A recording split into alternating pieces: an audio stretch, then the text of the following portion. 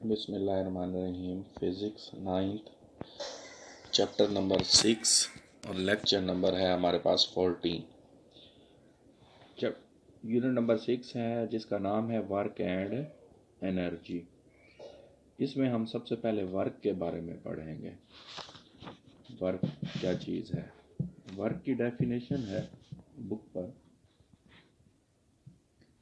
Work is done when a force acting on a body.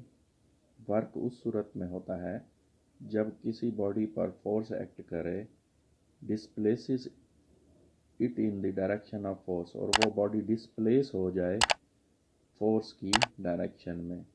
यानी work उस सूरत में होगा जब बॉडी पर फोर्स लगाई जाए और बॉडी फोर्स की डायरेक्शन में, फोर्स की सिमत में डिस्प्लेस हो जाए तो वर्क होगा। अगर बॉडी डिस्प्लेस नहीं होगी तो वर्क नहीं होगा।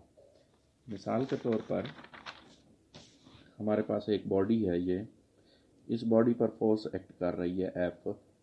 यहाँ फोर्स लगाने से, एफ फोर्स लगाने से ये डिस्प्लेसमेंट तय करती है, यानी कि ये पॉइंट ए से मूव करती है और पहुँच जाती है कहाँ पर? पॉइंट बी पर। अब ये इसने डिस्प्लेसमेंट किया और डिस्प्लेसमेंट की डायरेक्शन भी फोर्स की डायरेक्शन के सेम है। यानी कि फोर्स किसी बॉडी पर एक्ट करे और बॉडी डिस्प्लेस करे उसी फोर्स की डायरेक्शन में तो वर्क होगा।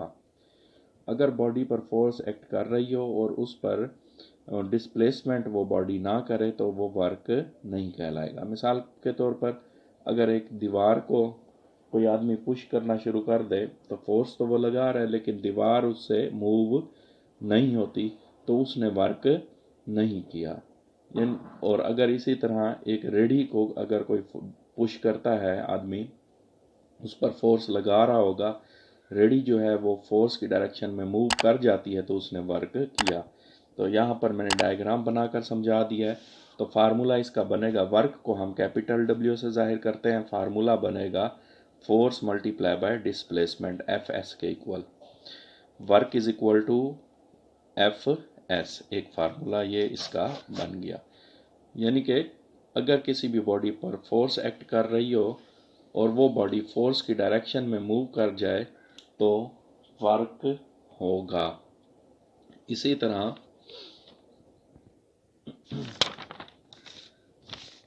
मैंने यहाँ पर वर्क की डेफिनेशन लिखी है। Work is when when a force acting on a body displaces it in the direction of force.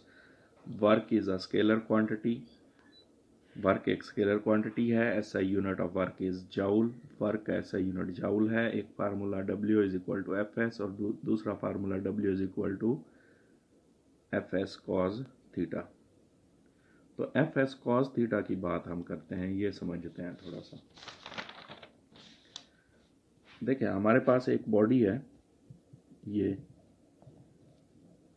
इस पर एक फोर्स इस डायरेक्शन में एक्ट कर रही है, यानी ये तिरछी फोर्स एक्ट कर रही है। तो ये बॉडी मूव करेगी, इस फोर्स की डायरेक्शन के अकॉर्डिंग मूव नहीं करेगी। यानी कि ये इस फोर्स के किसी कंपोनेंट की डायरेक्शन में मूव करेगी। अब इस फोर्स के कंपोनेंट दो बनेंगे। एक कंपोनेंट क्या बनेगा? हॉरिजॉन्टल कंपोनेंट, जिसे हम एफ एक्स कहेंगे। दूसरा कंपोनेंट क्या कहलाएगा?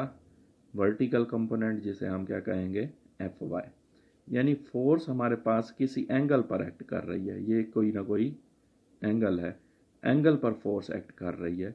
तो बॉडी डिस्प्लेस तो हो रही है लेकिन किसी एक कंपोनेंट की डायरेक्शन में डिस्प्लेस हो रही है, एफ एक्स की डायरेक्शन में या फिर एफ वाई। तो हम यहाँ पर देख सकते हैं कि ये बॉडी किस डायरेक्शन में डिस्प्लेस होगी?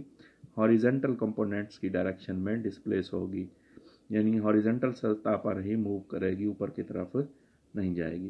तो हमें पता है एफ एक्स कंपोनेंट किस चीज़ के इक्वल होता है? एफ कॉस थीटा के इक्वल होता है। एफ वाई कंपोनेंट किस चीज़ के इक्वल होता है? F sine theta. F x component की सूरत में तो बॉडी डिस्प्लेस हो रही है,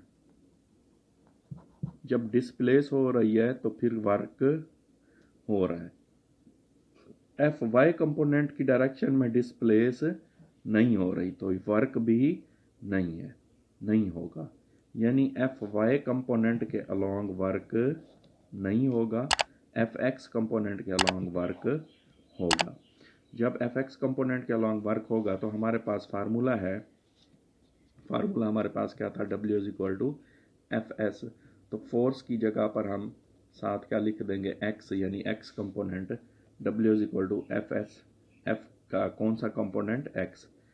एफ एक्स की वैल्यू हमारे पास क्या थी, एफ कॉस थीटा, यहाँ पर पुट की हमने F cos theta, F X की वैल्यू, और डिस्टेंस या डिस्प्लेसमेंट वैसे का वैसे।